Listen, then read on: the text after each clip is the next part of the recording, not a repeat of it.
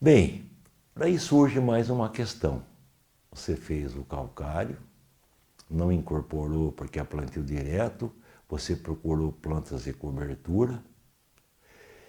E também a outra pergunta que vem, esse calcário vai descer? Quanto mais o solo tiver matéria orgânica, mais desce calcário, porque a matéria orgânica libera o ânion bicarbonato, que é solúvel, se toma carbonato vazia, mas o que cura é o bicarbonato que desce, assim como é o caso da planta. Através dessas plantas também desce mecanicamente calcário, gesso sobre o calcário, mas um grande manejo de solo, um manejo adequado do solo, desculpe, é aplicar fertilizantes ácidos no ano que eu aplico o calcário sem incorporação. O que é fertilizante ácido? É o que tem nitrogênio, ou que tem enxofre, ou que tem os dois. Então, eu sei, por exemplo, que a matéria orgânica também ela leva ao solo uma acidificação na sua mineralização, mas aproveitando o íon amônio, que podia ser do MAP, o amônio do MAP, quando se oxida, ele acidifica o solo. Ah, doutor, agora entendi. Se eu fosse usar uma fonte de fósforo após a calagem, eu vou procurar uma fonte ácida. Eu vou procurar uma fonte que abaixe o pH. Eu não vou pôr uma fonte de fósforo que tenha cálcio em sua composição, porque o solo está saturado com calcário, não foi incorporado. Então, MAP, adubo ácido. É, doutor, mas também hoje se fala muito em enxofre elementar. Ótimo, o enxofre elementar, ele é respirado pelos tiobacilos e forma ácido sulfúrico. Não é ácido sulfúrico, ácido sulfúrico é um ácido forte. Ele dissocia e libera H. Então, uma maneira também de dissolver calcário aplicado em superfície é usar adubos ácidos, que tem nitrogênio, MAP, que tem enxofre, essa elementar. E a preocupação nossa, evidentemente, é sempre essa. O calcário em superfície, o pH está quase 7, faltando todos os micronutrientes porque ele disponibiliza, e embaixo está ácido, porque não desceu, faltando macro. Como desceu o calcário? De um modo assim, químico e não mecânico. A aplicação de fertilizantes ácidos sobre o calcário. Um exemplo é o MAP com enxofre ou S elementar. Isso é, adubos ácidos. E aqui é um exemplo nosso de Guarapuava, que a aplicação do calcário em cobertura levou a uma deficiência temporária de manganês. E a soja já está perdendo o potencial produtivo. Quando mostra o sintoma é tarde, o sintoma é morfológico, já tem uma coisa por dentro fisiológica. Então, cuidado no manejo das plantas, nos anos que se faz calcário, usar fertilizantes ácidos sobre o calcário. Eu falei MAP ou MAP com enxofre, MAP modificado, MAP, vamos dizer assim, numa linguagem geral, MAP turbinado, ou então o S elementar. Bem, daí vem a segunda parte do manejo, gesso. Seja gesso natural, que é o gipsita do Maranhão, do Pernambuco, seja o gesso agrícola das empresas de produtores de ácido fosfórico, que é o gesso que tem cálcio e enxofre basicamente. Eu sei que o gesso dissocia no solo como qualquer fertilizante, quebrando em cálcio e sulfato. Você quebrou nutriente. Porém, cerca de 70% do gesso desce. Ele vai ter a função de condicionador. Aqui um exemplo de um milho com gesso e sem gesso, onde tinha gesso, aumentou o sistema radicular.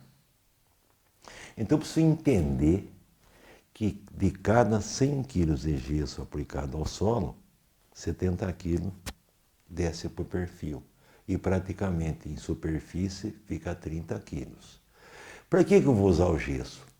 Para condicionar a subsuperfície ou para efeito fertilizante? Eu sei que o gesso que desceu, que é o verde, Num ambiente mais hostil, mais ácido, ele vai se dissociar e vai trocar com alumínio. Isto é, ele vai levar cálcio na CTC efetiva. Mas o alumínio ficou em solução. Mortal, porque ele é tóxico.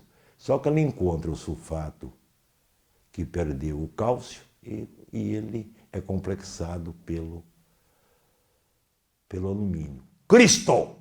Gesso não neutraliza alumínio. Gesso não faz Al2SO4, isso não existe no solo. Gesso forma um par iônico, AlSO4+. Por que é não tóxico? Porque a planta não absorve. Então é um par iônico, não absorvido pela planta, não é um composto. Bem, quando que você vai usar gesso, então, como condicionador de subsuperfície? Nós buscamos plantar em solos chamados eutróficos, que tem uma saturação por bases maior do que 50% em subsuperfície.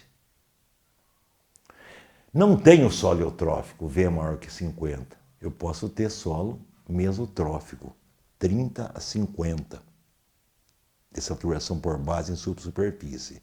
Posso ter solo distrófico, saturação por bases menor que 30 em subsuperfície.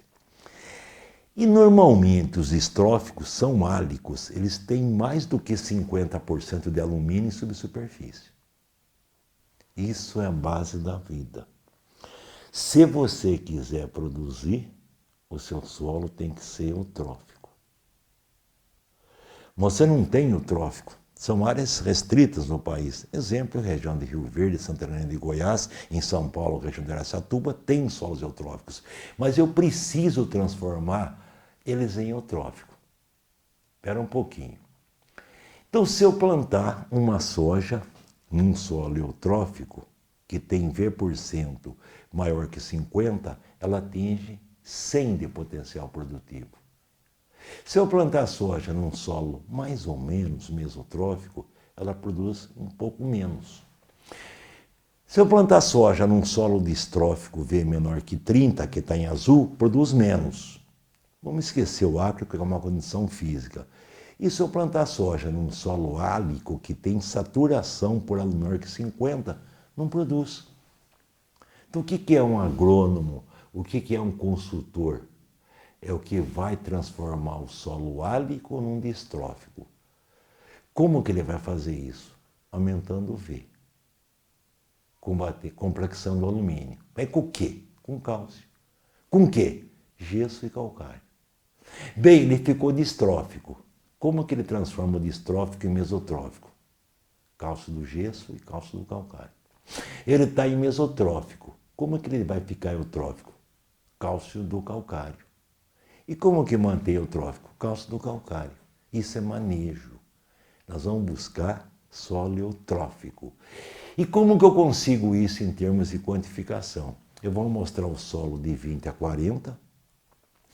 Se o teor de cálcio for menor do que 0,5 centimol de carga, ou alumínio maior que 0,5 centimol de carga, ou saturação por alumínio maior que 30, cabe gesso nesse solo. O critério nosso, quando o V% for menor que 30, ou melhor, quando ele for distrófico para álico, eu vou usar gesso. Fórmula para gesso. Você leva em conta o cerrado a Embrapa, que é aqueles valores absolutos de cálcio, alumínio e saturação por baixo. Basta multiplicar o teor de argila por 5 em gramas por quilo, ou 50 em porcentagem.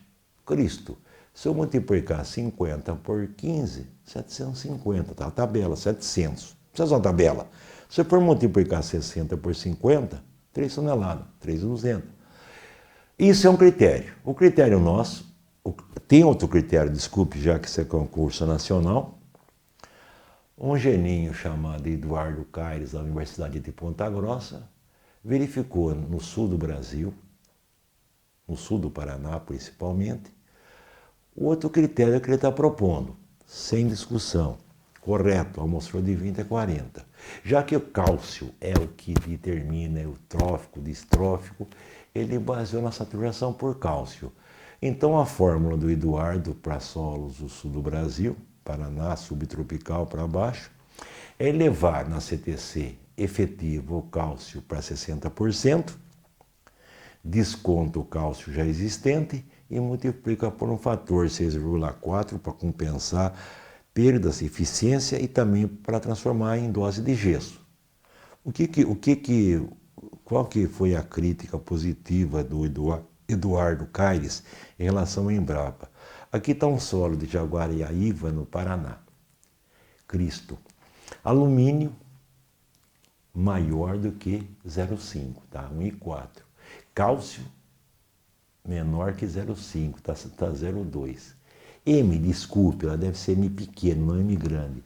M maior que 30, dá 74.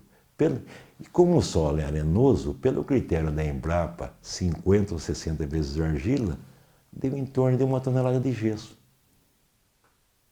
Pelo critério do Caires e Guimarães, deu 6 a 6,4 toneladas de gesso. 6 toneladas de gesso. E agora, José? Uma pelo critério da Embrapa, os 6 pelo critério do Paraná. Analisando as produtividades de milho e de soja, vamos ficar aqui com soja, se eu utilizasse 1 tonelada de gesso, a produção aumentaria pouco. Quando usou o critério do Eduardo, da saturação de cálcio, a soja aumentou em 16 sacas por hectare. No milho, a produtividade aumentou em 32 sacas pelo uso da saturação por cálcios na camada de 20 a 40 a 60%. Ou melhor dizendo, não teve correlação de produtividade com argila multiplicada por 50, critério da Embrapa, e nem por 60. E o método proposto aí, a correlação foi 83%. No caso nosso, eu falei, eu vou usar gesso quando o solo for distrófico, quando o V for menor que 30 na camada de 20 a 40. Usando a unidade centimol de carga, eu quero que o V2 fique 50, menos o V que tem, que está menor que 30 ou está 30, multiplico pela CTC em centimol de carga e divido por 50, que é equivalente em cálcio do gesso. Se for a CTC expressa em milimol de carga, que aumenta 10, eu divido por 1000. Esse é o critério nosso, levando em conta poder tampão do solo, que é a CTC, o V% de eutrófico. Praticamente o uso desses critérios é uma vez na implantação, para condicionar o solo, para complexar alumínio, para diminuir a saturação por alumínio, através do aumento de cálcio em profundidade. Agora sim, eu estou virando agrônomo. E se o solo não precisou de gesso para condicionador? Porque o solo não tem mais alumínio, mas eu quero usar gesso como fonte de enxofre. Nós falamos que 30% do gesso fica em superfície, dissociado em cálcio e enxofre, e ele vai servir como fonte de enxofre. Então, quando que eu uso como fonte de enxofre? Quando S for menor que 15. Eu já falei, 15 é o nível crítico, porque 15 significa 30 kg de S por hectare, o que a soja precisa. Então, em função da análise de solo, acima de 15 não vai gesso, e abaixo de 15 doses variáveis de 500 a 1 tonelada de gesso, de 75 a 150 kg de S. Lembrando que dessa dose aplicada, 70% dose, desce, 30% fica em superfície. E lembrando que o plantio direto puxa a raiz para cima. Isto é, o gesso tem um efeito efêmero, como fonte de enxofre. Mas é um critério, é uma fonte. Deixa para depois fechar o enxofre. Terceira prática, desculpa, fosfatagem. Eu sei que se eu aplicar fósforo no solo, como nós já comentamos, 70% a 80% é fixado em ferro, manganês e alumínio. 20 a 30 kg vai para a planta. Por que não alimentar o sistema uma vez na vida? Aplicar fósforo em ar total para alimentar a argila. Correto. Então, a fosfatagem significa aplicar uma fonte de solubilidade mais lenta em área total para alimentar a fixação. E a manutenção é a dose de fósforo que a cultura exporta. Já falamos, Cristo, 3,3 kg por tonelada de grãos de soja e 9 quilos de P2O5 por tonelada de grãos de milho. Com fontes solúveis. MAP, um ano que eu uso calcário. Super simples, posso usar num ano que eu não uso calcário. Como fonte de fósforo super triplo, fonte solúvel. Veja o milagre dessa soja nossa no município chamado Nortelândia. Essa soja, aqui é uma área de abertura. Nós fizemos no solo, calagem, gessagem, fizemos potássio em área total, colocamos em manutenção os 13,3, 15 kg de P2O5 por tonelada no suco do plantio, só que aqui nem fizemos corretiva, alimentamos o sistema antes. Veja a adubação de manutenção num solo com baixo fósforo e manutenção num solo que eu fiz a corretiva. Atinge o potencial produtivo do modo mais rápido, porque eu paguei a fixação. Isso é simples hoje. Quanto colocar de fósforo? Nós pretendemos atingir o objetivo de fazer a fosfatagem para alimentar a fixação do fósforo. A pergunta é, doses e fontes. Se for fósforo pelo MELIS, eu vou classificar o nível mínimo, o nível crítico que eu devo ter de fósforo no solo após as produtividades de soja e de milho.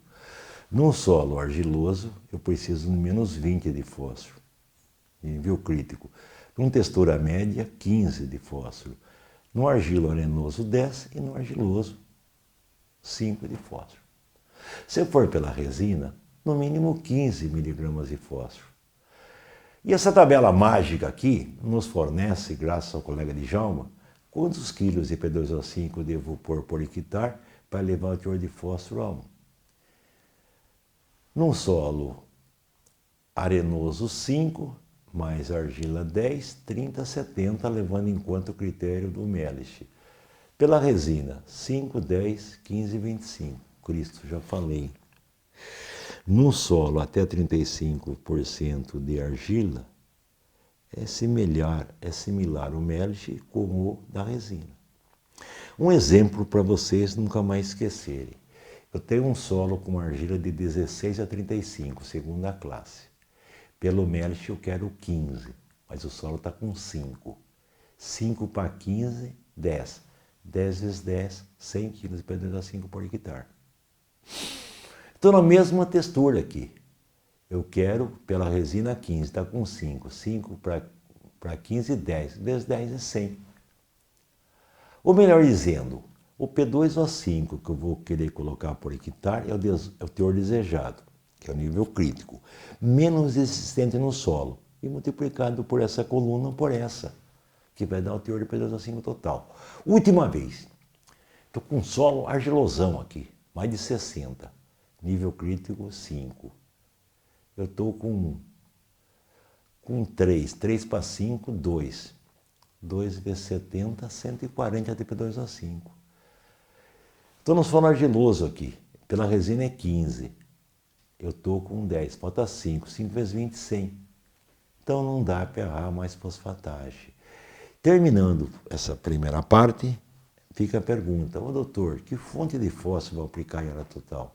Você vai aplicar um fosfato parcialmente acidulado, atacado por ácidos, um fosfato natural reativo. O que o mercado oferece? Fosfato parcialmente acidulado. Nós temos aqui subprodutos da fabricação de ácido fosfórico, nome comercial não interessa, agrofós, superfós, suprafós, com 14 P2O5 total e 9 solúvel em CN mais água. Frete, um fica Uberaba, outro Uberaba, outro Catalão. Ótimo. Temos um fosfato chamado de termo, porque sofreu aquecimento, que é o Fosfaz, a empresa B&A, tem 25 de P2O5 total e 20 mais concentrado, a origem é Bonito, Pará. Fosfatos parcialmente acidulados, um termofosfatos, que é o Fosfaz, aquecido com queima da semente de açaí. E temos os fosfatos naturais. Os reativos aqui, 30 de P2O5 total e praticamente 10 em ácido cítrico. Quer dizer, a diferença é mais a médio e longo prazo. E temos uma fosforita 27, que ocorre em Pratápolis, uma descoberta até certo ponto recente, que foi transformada, originando essa linha aqui, Rai-Fós. Exemplo, aquela fosforita 27 originou o Rai-Fós, foi parcialmente acidulada. O teor de fósforo, que era 27, virou 28. Nada. Mas o teor que era 7 em ácido cítrico, ficou 14 em CNA mais água. Resumindo, dessas fontes, qual que eu vou usar? A que tenha ponto de P2O5 total, mais econômico. Mais econômico. Levando em conta o P2O5 total e levando em conta, logicamente, a dose que eu vou usar. Mas use um fosfato, por favor, uma vez na vida. Bem, daí vem a última corretiva, é do potássio. Eu quero que o solo, né? Como é o seu nome? Pepa. Eu quero que o solo tenha no mínimo 0,2 centimol de potássio ou 2 milimol de potássio ou 80 miligramas de potássio por decímetro cúbico.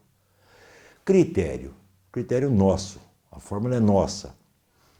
Quantos de KCl eu devo pôr no solo para o potássio ficar entre 3 e 5? Vamos pôr 4%. 4% da CTC, menos o existente, vezes 1.600. Isso se for em centimol. Se for em milimol, desculpe aqui embaixo, se for em milimol, multiplico por 160, porque aumentou 10. KCl por hectare, 4% que eu quero, menos existente, por 160, acho o KCl. Esse critério da saturação por potássio é mais efetivo em solo mais argiloso. Em solo mais arenoso, eu procuro, como falei para vocês, elevar o potássio ao nível crítico de 0,2. Olha lá, 0,2 menos existente, multiplica por 1.600, se for em centimol. Se for em milimol, 160. Essa é a adubação corretiva de potássio para atingir o nível crítico para me pagar somente manutenção. Chega.